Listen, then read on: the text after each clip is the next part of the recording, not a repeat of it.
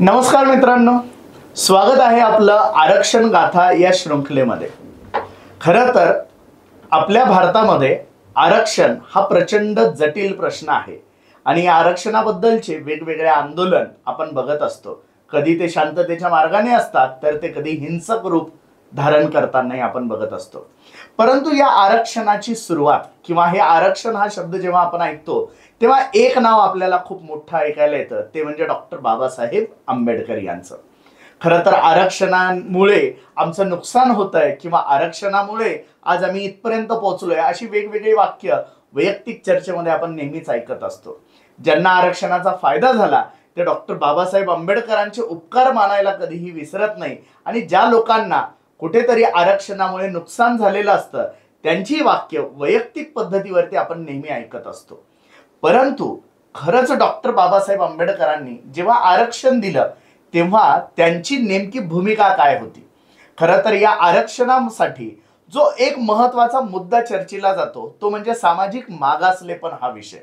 तर या सामाजिक मागासलेपणाबद्दल नेमकी डॉक्टर बाबासाहेब आंबेडकरांची भूमिका काय होती ते आपल्याला या व्हिडिओच्या माध्यमातून जाणून घ्यायचंय। खरं तर सामाजिक मागासलेपणाचे मूळ आधार आपण सध्या अभ्यासतोय आणि त्यातील आपण या शृंखलेमध्ये सुरुवातीला महात्मा ज्योतिबा फुले यांचा भूमिका असेल, त्यानंतर आपण राजर्षी शाहू महाराज असेल यांची भूमिका असेल, हे आपण आतापर्यंत बघितलेलं आहे।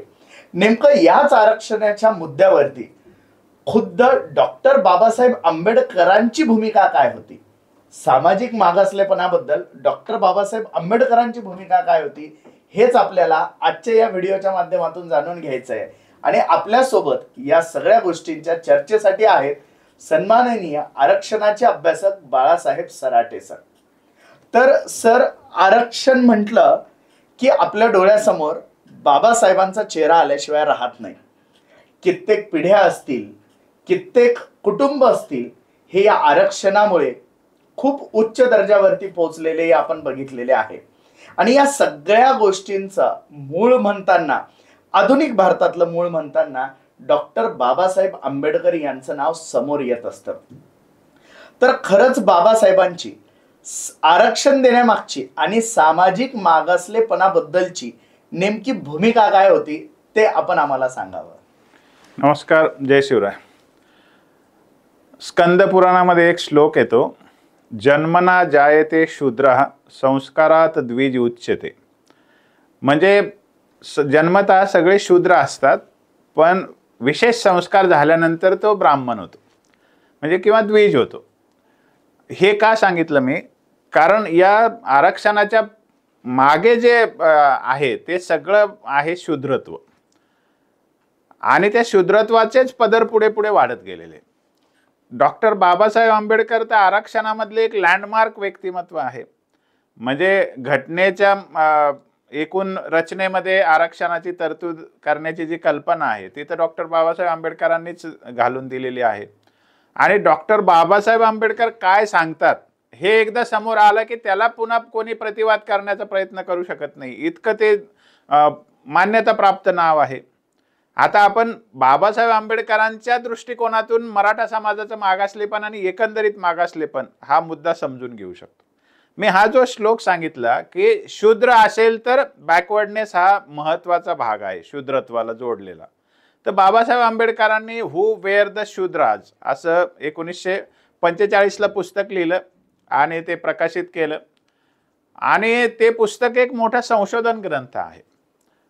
तर हा जो मी श्लोक सांगितला त्या श्लोकाचाच त्या पुढे त्यांनी त्याचं डेव्हलप केलेलं आहे सगळी कल्पना। तर त्या पुस्तकाच्या प्रस्तावनेत बाबासाहेब काय सांगतात की या भारतीय समाजामध्ये 85% हा समाज आहे आणि त्या म्हणजे शूद्र, ते शूद्रपूर्वी कोण होते असं त्यांचा ग्रंथ आहे आणि शूद्र समाजाची संख्या एवढी आहे भारतामध्ये, म्हणून तरी या प्रश्नाकडे लोकांनी लक्ष दिलं पाहिजे। आणि स्वाभाविकच 85% संख्या असेल तर त्यात मराठा असणारच। दुसरी गोष्ट, 85% म्हणत असताना त्यात महात्मा फुलेंचं शूद्र, अतिशूद्र आणि स्त्री असणारच। या सगळ्या गोष्टीचा आपण विचार केला पाहिजे की बाबासाहेब आंबेडकरांनी हु वेअर द शूद्राज का लिहिलं, कारण त्यांना माहिती होतं की शूद्रांचा अभ्यास केल्याशिवाय मागास वर्गांचा अभ्यास पूर्ण होऊ शकत नाही. म्हणून मग त्यांनी सगळ्या स्मृती ग्रंथांचा अभ्यास केला आणि सगळ्या स्मृती ग्रंथांचं परीक्षण केलं आणि त्याच्या आधारे त्यांनी काही तात्कालिक संदर्भही त्याला दिले, काही नजीकच्या इतिहासाचे संदर्भही त्याच्यामध्ये आहेत आणि हू वेअर द शूद्राज असा ग्रंथ लिहिला. त्याच्यामध्ये त्यांनी स्पष्टपणे सांगितलेलं आहे की मूलतः 3च वर्ण होते, हा चौथा वर्ण नव्हता. हा एक मुद्दा त्यांनी सांगितला, शूद्र हा वर्ण नव्हता.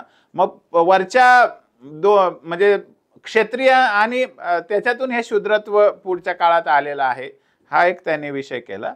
आणि दुसरा एक त्यांनी अतिशय महत्त्वाचा भेद सांगितलेला आहे, तो आपण लक्षात घ्या की इंडो आर्यन समाजामध्ये ज्या वर्णाच्या रचनेमधले शूद्र जे होते ते आजचे शूद्र नाहीत.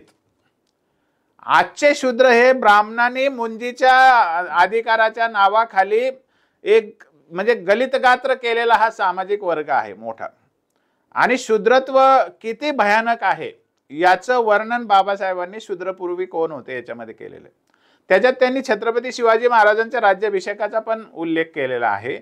आणि छत्रपती शिवाजी महाराज शूद्र होते एवढ्याच कारणास्तव ब्राह्मण वर्गाने त्यांच्या राज्याभिषेकाला विरोध केला होता हे त्यांनी ठासून मांडलं. म्हणजे छत्रपती शिवाजी महाराजांना शूद्रत्व दिलं गेलेलं होतं इथल्या सांस्कृतिक रचनेमध्ये, हे त्यांनी सांगितलं. म्हणजे मराठा समाजाचं शूद्रत्व त्याच्यामध्ये समाविष्ट होतं. दुसरी गोष्ट अशी की त्यांनी एक प्रश्न निर्माण केलेला आहे, तो म्हणजे शिवाजी महाराजांचं क्षत्रियत्व सिद्ध करण्यात आलं, गागा भट्टांनी ते सिद्ध केलं असं जे म्हटलेलं आहे.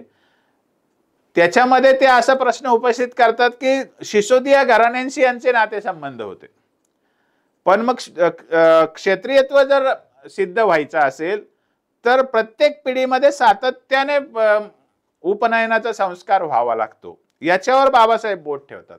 मग ते म्हणले क्षत्रियत्वाचं घराणं सिद्ध झालं बाबा, सिसोदिया घराणं माहिती झालं हे ठीक आहे, परंतु त्या सिसोदिया घराण्यामध्ये पिढ्यानं पिढ्या मुंज झाली होती का? नसेल तर ते तरी शूद्रच झाले की मग, कारण संस्कारात द्विज उच्चते, अदरवाईज सगळेच शूद्र असतात, हे जे बेस आहे. मग सिसोदिया घराण्यातही कोणाची मुंज झाली नव्हती आणि जिथपासून महाराजांच्या पूर्वजांची नातेवाईकांची आपल्याला माहिती आहे त्याच्यातही कोणाची मुंज झालेली नव्हती. मग त्यांचं शूद्रत्व कसं सिद्ध होतं असा मूलभूत प्रश्नही बाबासाहेबांनी विचारला. तर एकंदरीत काय आहे की मागास वर्गांच्या स्थितीचा विचार करताना शूद्रत्व हा भारतामध्ये अत्यंत महत्त्वाचा भाग राहिलेला आहे. आणि शूद्रत्वामुळे जे सांस्कृतिक मागासलेपण आलं, शैक्षणिक मागासलेपण आलं, आर्थिक मागासलेपण आलं आणि त्याच्यातून सामाजिक मागासलेपण आलं, हा त्याच्यातून दिसून येणारा एक महत्त्वाचा मुद्दा आहे. आणि त्या शूद्रपूर्वी कोण होते च्या सगळ्या एकूण रचनेमध्ये मराठा सुद्धा हा शूद्रांचा घटक होता, हे बाबासाहेबांनी अधोरेखित केलेलं आहे. आणि मुंजीच्या अधिकाराचं मक्तेदारी असल्यामुळे ब्राह्मण वर्गाने कसं या सगळ्या शूद्रांना नाडलेलं आहे आणि मातीत घातलेलं आहे, म्हणजे रुईन्ड असा शब्द त्यांनी म्हटलेला आहे, म्हणजे मातीत घातलं असं त्याचा अर्थ होतो, हे बाबासाहेबांनी सांगितलेलं आहे. म्हणजे काय तर मराठा समाज हा शूद्रत्वाचा भाग होता, हा एक महत्त्वाचा मुद्दा. आपण आता मागे येऊ थोडं. बाबासाहेब आंबेडकर हे छत्रपती शाहू महाराजांचे आणि सयाजीराव गायकवाडांच्या संपर्कातले महामानव होते, सगळ्यांना माहिती आहे. आणि या दोन्ही महामानवांनी म्हणजे छत्रपती राजर्षी शाहू महाराज आणि सयाजीराव गायकवाड यांनी मोठं काम सामाजिक न्यायाच्या बाबतीमध्ये केलेलं आहे, हे माहिती बाबासाहेबांकडे होतीच, त्यात काही प्रश्न नाही. माणगावला एक 1920ला परिषद भरवली शाहू महाराजांनी आणि त्या परिषदेचे अध्यक्षच डॉक्टर बाबासाहेब आंबेडकर होते. आणि असं म्हणतात की त्या परिषदेतूनच बाबासाहेबांचं नेतृत्व प्रस्थापनेला सुरुवात झालेली आहे. तर त्या परिषदेमध्येच शाहू महाराजांनी स्वतः सांगितलं की आता तुम्हाला तुमच्या जातीचा नेता मिळालेला आहे, तर तुम्ही यांच्या मागे उभं राहिलं पाहिजे. तर हा सुद्धा त्याच्या मागे भाग आहे, म्हणजे सामाजिक न्यायाच्या आणि सामाजिक एकतेच्या भूमिकेतून. मला एक अजून या ठिकाणी माझी आठवण सांगायची, मग मी पुढे सांगतो काय ते. जेव्हा आम्ही संशोधनाचं काम करीत होतो 2015 मध्ये, त्यांचं नाव मला मेन्शन केलं पाहिजे की के खंडारे नावाचे एक अधिकारी आहेत पुरातत्व खात्यातले, नागपूरला असतात ते, आणि ते पण त्याच्यामध्ये आमच्याबरोबर अभ्यासाला होते. आणि त्यांचा अनुभव जास्ती आहे कारण ते पुरातत्व खात्यातलेच असल्याने तर त्या ठिकाणी त्यांच्याशी आमच्या जेव्हा चर्चा झाल्या, खंडू खंदारे त्यांचं नाव आहे, तर ते म्हणले की माझं म्हणणं आहे की मराठा समाजाला ओबीसी समावेश झाला पाहिजे का. तर ते म्हणले की ज्या छत्रपती शाहू महाराजांनी आरक्षणाची पायाभरणी केली आणि ज्याच्यामुळे बाबासाहेब आंबेडकरांचं पुढे उदय झालेला आहे, त्यांचा समाज आज आरक्षणाबाहेर याचा आम्हाला फार दुःख आहे म्हणले. म्हणजे हा जो धागा आहे हा आपल्याला समजून घ्यावा लागतो. आणि त्यांनी खूप काम केलं. म्हणजे आता जे हैदराबाद गॅजेट शोधणं, कुणबी नोंदी शोधणं, आता जे प्रयत्न आहे त्यांनी तिथं 4 वेळेला हैदराबादला तेव्हा ते जाऊन आले होते. नोंदी सापडत नाही हे त्यांना लक्षात आल्यामुळेच पुढे आम्हाला अडचणी आल्या. तर मुद्दा सांगायचा असा की बाबासाहेबांचं एकूण मराठ्यांबद्दल काय मत होतं हे आणि एकंदरीत मागासलेपणाबद्दल ते काय बोलतात हे आपण बघतोय. तर पहिला प्रसंग येतो 1919. अधिकृत जेवढे डॉक्युमेंट आहे ते मी सांगतो. 1919ला साऊथ बरो नावाची कमिटी आली होती आणि राजकीय आरक्षण देण्याच्या प्रक्रियेला तेव्हा सुरुवात झाली होती. तर साऊथ बरो कमिटी समोर बाबासाहेब आंबेडकरांनी साक्ष दिलेली आहे आणि लिखित स्टेटमेंट पण दिलेले आहे. त्याची डेट पण आहे, ते का बाबासाहेबांच्या पहिल्या खंडामध्येच येते साऊथ बरो समोर दिलेली साक्ष. त्याच्यामध्ये बाबासाहेबांनी स्पष्ट सांगितलेलं आहे की ब्राह्मणेतर म्हणून आरक्षण मागता येत नाही कारण ते काही एक असा इंटरेस्ट ग्रुप नाहीये, त्यांच्यामध्ये कॉमन इंटरेस्ट डेव्हलप झालेला नाहीये. जसा आपण आता ओबीसी म्हणतो ना, यांच्यामध्ये पण कॉमन इंटरेस्ट डेव्हलप झालेला नाहीये, म्हणूनच वरच्या जाती फक्त काही जातींनाच त्याचा फायदा मिळतो. ब्राह्मणेतर मध्ये पण आरक्षण दिलं असतं तर असंच झालं असतं. तर बाबासाहेब असं म्हणतात की ब्राह्मणेतर म्हणून आरक्षण देता येणार नाही कारण त्यांचं समान इंटरेस्ट नाही आहे. हा, पण लिंगायत आणि मराठ्यांना मात्र राजकीय आरक्षण देता येऊ शकतं, हा पहिला त्यांनी मुद्दा सांगितला. एवढंच नव्हे तर बाबासाहेब आंबेडकरांनी आकडेवारी दिली, टेबल्स दिलेले आहेत आणि मराठा समाजाचे त्यावेळेला आरक्षणाचं का गरज वाटली ते आधी सांगावं लागेल, म्हणजे मागासलेपणाचं स्वरूप कळेल. त्या काळामध्ये जे व्होटर लिस्ट बनायची, मतदारांची यादी बनायची, त्याला 2 अटी होत्या. एका विशिष्ट स्तरापर्यंत शिकलेला असला पाहिजे आणि एका विशिष्ट स्तराच्या वरचं त्याचं इन्कम असलं पाहिजे. ह्या 2 गोष्टी असल्या, आर्थिक स्तर आणि शैक्षणिक स्तर असल्याशिवाय त्याला व्होटर बनता येत नव्हतं, ती लिस्टमध्ये त्याचं नाव यायचं नाही. त्यामुळे ब्राह्मण वर्गाचे व्होटर्स जास्ती होते लोकसंख्या कमी असताना, म्हणून त्यांचे प्रतिनिधित्व जास्ती यायचं. आणि मराठा समाजाची लोकसंख्या खूप जास्ती असताना त्यांचे प्रतिनिधित्व कमी यायचे कारण त्यांचे व्होटर लिस्टमध्ये नाव नव्हतं. 2 नंबरला ब्राह्मणानंतर मुसलमानांचे प्रतिनिधी निवडून यायचे, म्हणून तेव्हा मुसलमानांना आरक्षण दिलेलं नाही मुंबई राज्यामध्ये. तर विषय असा आहे की बाबासाहेबांनी मराठ्यांच्या बाजूने साक्ष दिलेली आहे की मराठा समाजाचा राजकीय आरक्षण मागण्याचा क्लेम हा लेजिटिमेट आहे, म्हणजे वाजवी आहे आणि त्यांना हे आरक्षण दिलं पाहिजे. आणि हे साऊथ बरो कमिटी समोर दिलेल्या स्टेटमेंटमधून आणि साक्षीमधून स्पष्ट झालेलं आहे. म्हणजे आर्थिक आणि शैक्षणिक दृष्ट्या त्या दिवशी मराठा समाज हा मागासलेला होता, राज्यकर्ती जमात नव्हती. हे 1919-20चं सांगतोय मी.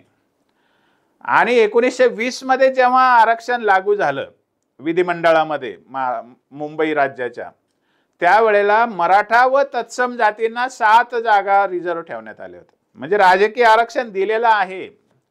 त्या बाबासाहेबांच्या बरोबर भास्कर जाधव होते, त्यांनी साक्ष दिली होती. विठ्ठलरामजी शिंदेंनी पण मराठा समाजाच्या बाजूने साक्ष दिली होती. आणखी काही साक्षी होत्या, पण एकंदरीत बाबासाहेबांनी पण मराठ्यांच्या बाजूने साक्ष दिली होती. आणि आरक्षण मिळालं तेव्हा मराठा समाजाला, तर मराठा आणि तत्सम जातीला 7 जागांचं आरक्षण मिळालं राजकीय विधिमंडळामध्ये. त्या मराठा व तत्सम कोण होते, म्हणजे तत्समचा असं की इक्विव्हॅलंट मराठा आणि इतर त्यांच्या समकक्ष जाती. तत्सम म्हणजे आजचे सगळे ओबीसी आहे. म्हणजे तुम्ही लक्षात घ्या की मराठा नावानेच ते ओबीसी ओळखले जायचे आणि आज लोक म्हणतात की मराठा मागासलेला नाहीये.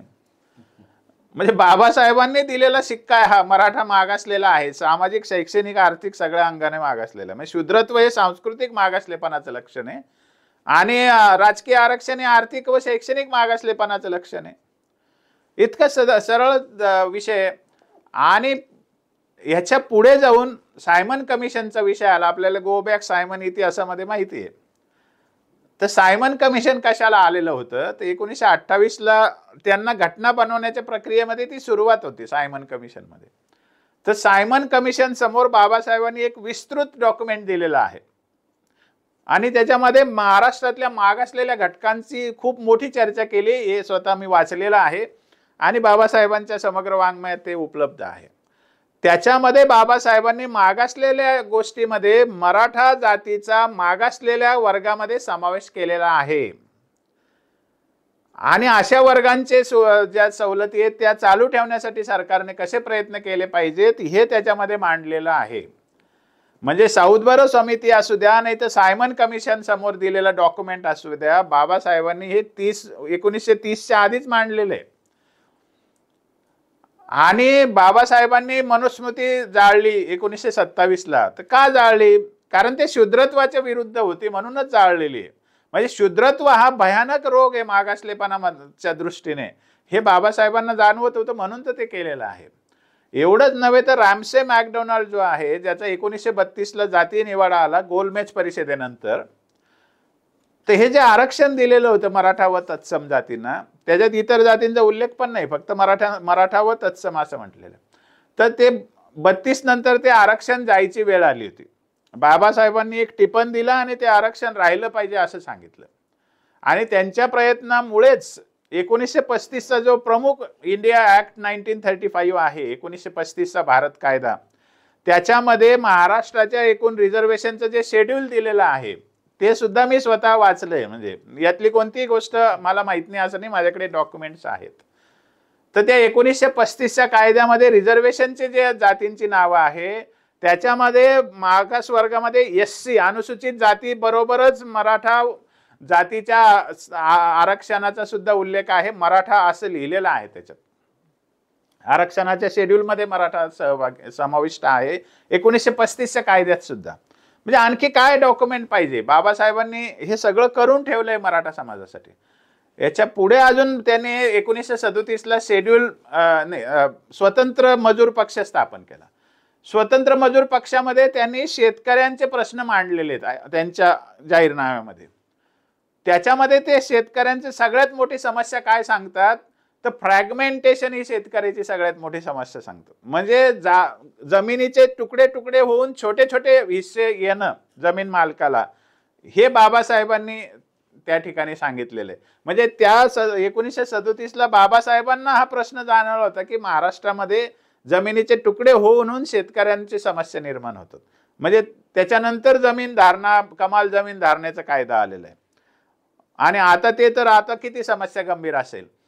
त्याच्यात नंतर बाबासाहेबांनी आणखी एक पुस्तक लिहिलेलं आहे, what Gandhi and Congress have done to untouchables. म्हणजे गांधी आणि काँग्रेसने अस्पृश्यांना कशी वागणूक दिली अशा अर्थाचं ते पुस्तक आहे. 1946च ते पुस्तक आहे आणि अतिशय त्यातलं एक चॅप्टर फार लक्षात घेण्यासारखं आहे, अ प्ली टू फॉरेनर्स. म्हणजे विदेशी लोकांना आवाहन नावाचं एक चॅप्टर आहे त्याच्यामध्ये, त्या पुस्तकामध्ये. त्याच्यामध्ये बाबासाहेबांनी सर्व्हिल क्लास आणि गव्हर्निंग क्लास असं वर्णन केलेलं आहे. म्हणजे या देशामध्ये शोषण होणारा वर्ग कोणता आणि शोषण करणारा वर्ग कोणता हे त्यांनी सांगितलेलं आहे. त्याच्यात त्यांनी वर्णन करताना सांगितलं की ब्राह्मण वर्गाची एक मोडस ऑपरेंडी आहे, त्यांची कार्यपद्धती राहिलेली या देशामध्ये. ते कोणत्या तरी एका वर्गाला पार्टनर बनवतात आणि त्याच्या माध्यमातून समाजावर सत्ता राबवतात. तर मध्ययुगीन कालामध्ये त्यांनी क्षत्रिय वर्गाला पार्टनर बनवलं होतं आणि त्यांच्या माध्यमातून सत्ता राबवली होती. आणि आता म्हणजे जेव्हा त्यांनी पुस्तक लिहिलं तेव्हा काँग्रेसचा उदय झाल्यानंतर ब्राह्मण वर्गाने वैश्य व्यापारी वर्गाला पार्टनर बनवलेला आहे आणि शूद्र आणि पूर्वाश्रमीचे क्षत्रिय आणि अस्पृश्य यांची सगळ्यांची अवस्था सर्व्हिल क्लास झालेली आहे, शोषित वर्गामध्ये त्यांनी गणना केलेली आहे. त्यांनी हे म्हटलेलं आहे, शूद्राज अँड अनटचेबल्स हे सर्व्हिल क्लास आहे, वर्णनच त्यांनी केलेलं आहे. म्हणजे मध्ययुगीन कालामध्ये जे राज्यकर्ते होते ते काँग्रेसच्या उदयानंतर म्हणजे अस्पृश्यांच्या पर्यंत जाऊन पोहोचलेले आहेत, शोषित झालेले आहेत, सर्व्हिल क्लास झालेला आहे. आणि या देशामध्ये राज्यकर्ते जमात जर कोणती असेल तर 46ला स्वाभाविकच राजकारण, शिक्षण, न्याय सगळीकडे, प्रशासन सगळीकडे ब्राह्मण वर्गच होता आणि त्यांना सपोर्ट करायला वैश्य, व्यापारी, उद्योगपती असे सगळे लोक होते. आणि याचं वर्णन बाबासाहेबांनी या अ प्ली टू फॉरेनर मध्ये केलेलं आहे.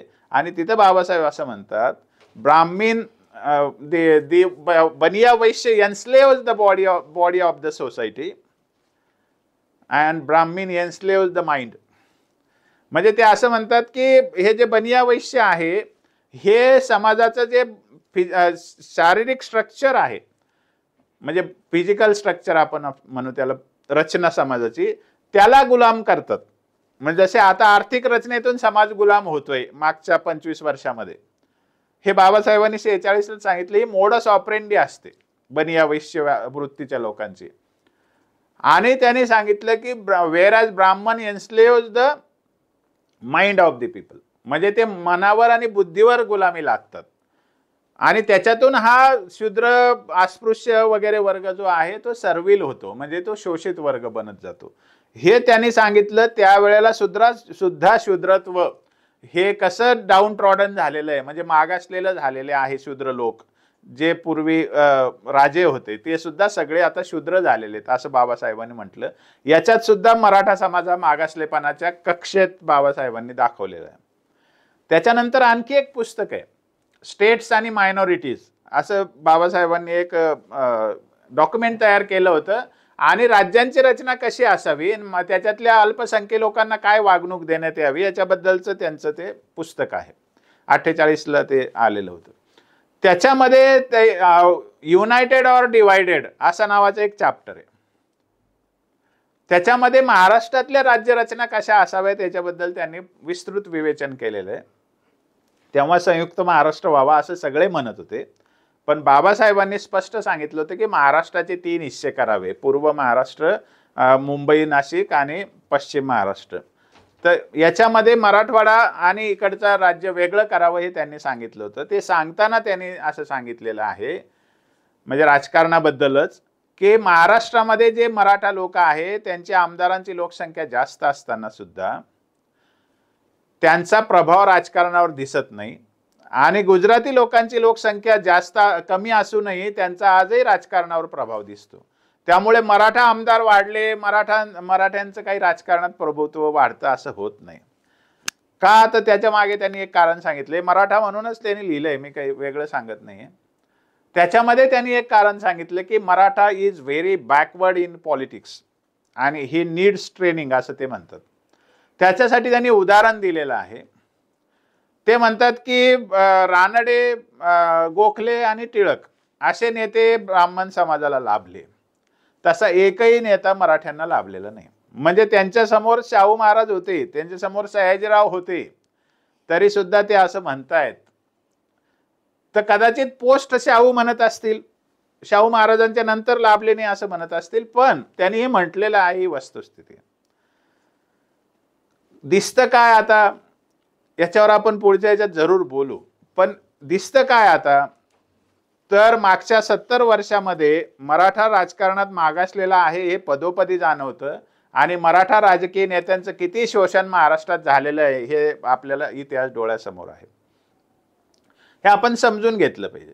त्याच चॅप्टरमध्ये बाबासाहेबांनी पुढे असं सांगितलेलं आहे की मराठवाडा हा प्रदेश आणि मराठवाड्यातला समाज, त्यातही मराठवाड्यातला मराठा समाज किती मागास आहे हेही त्यांनी सांगितलं.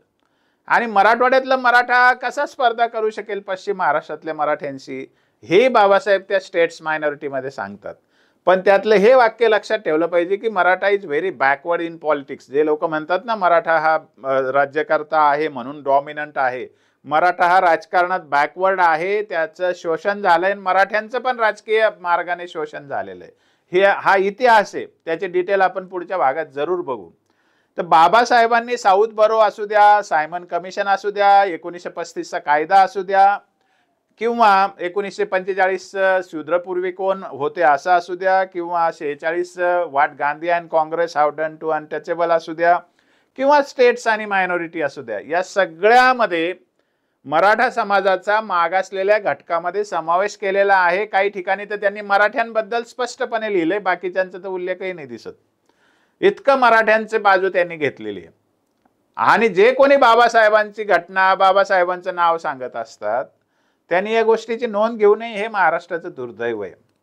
मुळामध्ये 1950च्या 50-100 वर्षामध्ये मराठा समाजाची वाताहत झालेली आहे. मराठा समाज प्रचंड मागासलेला झालेला आहे आणि चारही प्रकारचं मागासलेपण त्याचं आहे. म्हणजे सांस्कृतिक मागासलेपण आहे शूद्रत्व म्हणून, आर्थिक मागासलेपण आहे कारण शेतीवर अवलंबून आहे म्हणून, शैक्षणिक मागासलेपण आहे कारण शिक्षणात त्यांचा गंध नव्हता, 0 लिटरसी रेट होता स्वातंत्र्य मिळालं तेव्हा मराठ्यांचं, आणि म्हणून सांस्कृतिक, आर्थिक, शैक्षणिक मागासलेपणामुळे हा समाज सामाजिक दृष्ट्या मागासलेला ठरत होता. हा एक साधा हिशेब आहे. ह्याच्या पुढचा अजून एक मी शेवटचं सांगतो आणि हा विषय पूर्ण करतो. बाबासाहेब आंबेडकरांनी धर्मांतरण केलं 14 ऑक्टोबर 1956 रोजी. तर आदल्या दिवशी 13 ऑक्टोबर 1956 रोजी श्याम हॉटेल नागपूरची जी आहे तिथे त्यांची प्रेस कॉन्फरन्स झाली होती. आणि हे सुद्धा अधिकृत डॉक्युमेंट आहे, त्या प्रेसचं वर्णन छापून आलेले आहेत. माझ्याकडे त्याचं एक पुस्तकही चांगल्या लेखकाने लिहिलेलं, नागपूरची धम्मक्रांती म्हणून, त्यात हा उल्लेख आहे. त्या प्रेस कॉन्फरन्समध्ये जेव्हा बाबासाहेबांना विचारण्यात आलं की जातीभेद सोडला तर या हिंदू धर्मामध्ये असं काय वाईट आहे, तुम्ही का धर्म सोडताय, तर बाबासाहेब म्हटले की आत्माच निघून गेल्यावर काय अर्थ उरतो, मग काय अस्तित्व राहते या धर्माला. तर मुळात मुद्दा असा आहे की मग पुढे जेव्हा बाबासाहेबांनी पुढचं वाक्य उच्चारलं ते असं म्हणतात, या ब्राह्मणांनी मराठ्यांना आणि आम्हाला बोलूच दिलं नाही. अर्थातच ती मराठीत होती पत्रकार परिषद, त्यामुळे मराठीतलेच शब्द आहेत. पण व्हॉट डज इट मीन, त्याचा अर्थ काय आहे, तर ब्राह्मणांनी आम्हाला आणि अस्पृश्यांना सप्रेस केलेला आहे, म्हणजे दबावात ठेवलेला आहे, दाबून टाकलेला आहे, आमचा आवाज दाबलेला, असाच त्याचा अर्थ होतो. म्हणजे 1956ला सुद्धा बाबासाहेब हे म्हणतात, अडल्ट फ्रँचायझी आल्यानंतर सुद्धा, आणि त्याच वर्षी तरुण भारतचे जे ब्राह्मण संपादक आहेत गत्रे, माडखोलकर, यशवंतराव पहिल्यांदा मराठा मुख्यमंत्री झाला महाराष्ट्रात, संयुक्त महाराष्ट्रामध्ये 56 मध्ये, तेव्हा ते लगे लेख लिहितात, मग आता हे मराठ्यांचं राज्य म्हणावं का मराठी माणसांचं राज्य म्हणावं.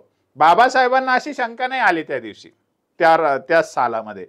ब्राह्मणांना अशी शंका का आली, मग तोपर्यंत जेव्हा ब्राह्मणांचं सगळं राज्य होतं, मग तेव्हा मराठी माणसाचं राज्य दिसलं नाही का यांना. हा सामाजिक मागासलेपणाचा महत्वाचा आधार आहे की कोण नॅरेटिव्ह तयार करतंय की मराठा सामाजिक दृष्ट्या मागासलेला नाही. ज्यांनी मराठा समाजाला सप्रेस केलेलं आहे बाबासाहेबांच्या दृष्टिकोनातून, ज्यांनी मराठा समाजाला बोलू दिलेलं नाहीये बाबासाहेबांच्या दृष्टिकोनातून, ज्यांनी शूद्र म्हटलेलं आहे, छत्रपती शिवरायांना सुद्धा शूद्र म्हटलेलं आहे, आणि सर्व्हिल क्लास पर्यंत ढकललेलं आहे या सगळ्या लोकांना, पूर्वाश्रमीच्या क्षत्रियांना आणि सगळ्या अस्पृश्यांना, असं बाबासाहेब सांगतायत. त्यांचा नॅरेटिव्ह कसा उलटवला यांनी, गत्रे माडखोलकरांनी यशवंतराव चव्हाणांना एक प्रश्न टाकून, हे आपण लक्षात घ्यायचं. हे नॅरेटिव्हचा बळी सगळेजण ठरलेले आहेत.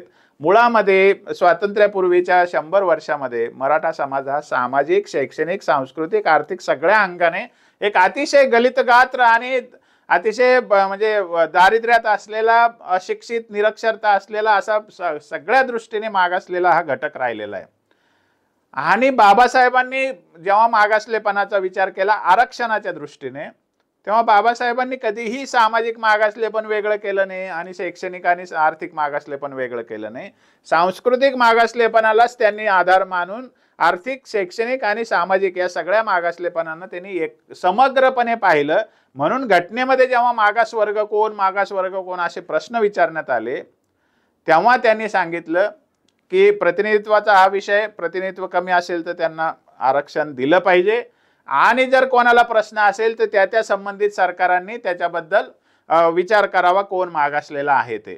परंतु मागासलेपणाचं बाबासाहेबांचं जे म्हणणं आहे ते एकंदरीत सगळा मागासलेपणाचाच परिणाम होत असतो. त्यात सांस्कृतिक, शैक्षणिक, आर्थिक आणि मग त्याचा परिणाम म्हणून सामाजिक मागासलेपण येत असतं.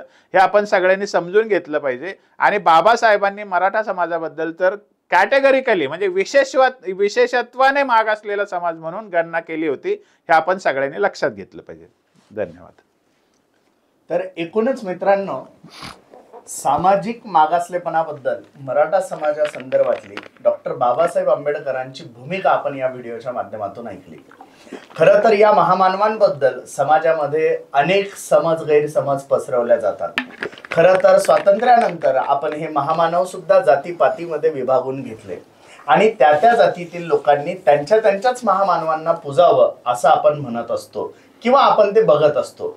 परंतु या महामानवांनी जातीच्या पलीकडे जाऊन एक सत्यता मांडण्याचा प्रयत्न वारंवार केलेला आपण या सगळ्या गोष्टींच्या माध्यमातून बघितला। खरं तर मराठा समाजाला राज्यकर्ती जात म्हणून आजही लोक म्हणत असतात।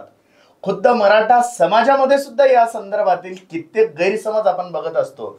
परंतु या सगळ्या गोष्टींना मुद्देसूदपणे डॉक्टर बाबासाहेब आंबेडकरांनी आजच्या 100 वर्षांपूर्वी हे सगळं मांडलेलं होतं आणि त्यांनी अगदी स्वातंत्र्याच्या आधी आणि स्वातंत्र्याच्या नंतर देखील मराठा समाज हा कसा शोषित समाज आहे, मराठा समाज हा कसा क्षुद्र समाज आहे याबद्दल सुद्धा वेगवेगळ्या माध्यमातून, वेगवेगळ्या लेखनातून, वेगवेगळ्या पुस्तकांच्या माध्यमातून, वेगवेगळ्या पत्रकार परिषदांच्या डॉक्युमेंट्स मधून मांडलेलं आपण बाळासाहेब सराटे सरांकडून ऐकलेलं आहे। तर एकूणच काय मित्रांनो, सामाजिक मागासलेपणाबद्दलची, मराठ्यांच्या सामाजिक मागासलेपणाबद्दलची डॉक्टर बाबासाहेब आंबेडकरांची भूमिका आपण ऐकलेली आहे। ही भूमिका खरं तर कित्येक मराठा आणि दलित बांधव या दोघांना देखील माहिती नाहीये। आज आपण जेव्हा वेगवेगळ्या ठिकाणी जातीपातीतील संघर्ष बघत असतो त्यावेळेला या संघर्षांमध्ये या महामानवांचं नाव घेऊन संघर्ष केला जातो। परंतु हा संघर्ष करणाऱ्यांना हा व्हिडिओ एकदा बघण्याची गरज आहे। मराठा दलित हा वाद निर्माण करणाऱ्यांना हा व्हिडिओ एकदा बघण्याची गरज आहे। म्हणजे त्यांना कळेल की जातीपात, जातीयवाद आणि वेगवेगळे संघर्ष हे स्वातंत्र्यानंतरचे राजकीय स्वार्थापोटी आहे, महामानवांच्या डोक्यातील, महामानवांच्या विचारातील नाहीये। हे सगळे या लोकांपर्यंत पोहोचणं अत्यंत गरजेचं आहे। तर आरक्षण गाथामधील या शृंखलेमध्ये आपण डॉक्टर बाबासाहेब आंबेडकरांना समजून घेतलं आणि डॉक्टर बाबासाहेब आंबेडकरांची मराठ्यांच्या सामाजिक मागासलेपणाबद्दलची भूमिका समजून घेतली। नवीन व्हिडिओमध्ये आपण असंच वेगवेगळ्या महामानवांबद्दल समजून घेणार आहोतच। परंतु जर हा व्हिडिओ तुम्हाला अभ्यासपूर्ण, विश्लेषण जर वाटलं असेल तर हा व्हिडिओ जास्तीत जास्त लोकांपर्यंत शेअर करा। या व्हिडिओला लाईक करायला विसरू नका आणि अजूनही जर आपण आमचं चॅनल जर सबस्क्राईब जर केलेलं नसेल तर आरक्षण गाथामधील असेच नवनवीन व्हिडिओ, माहितीपूर्ण व्हिडिओ, अभ्यासपूर्ण व्हिडिओ बघण्यासाठी या चॅनलला नक्की सबस्क्राईब करा। धन्यवाद।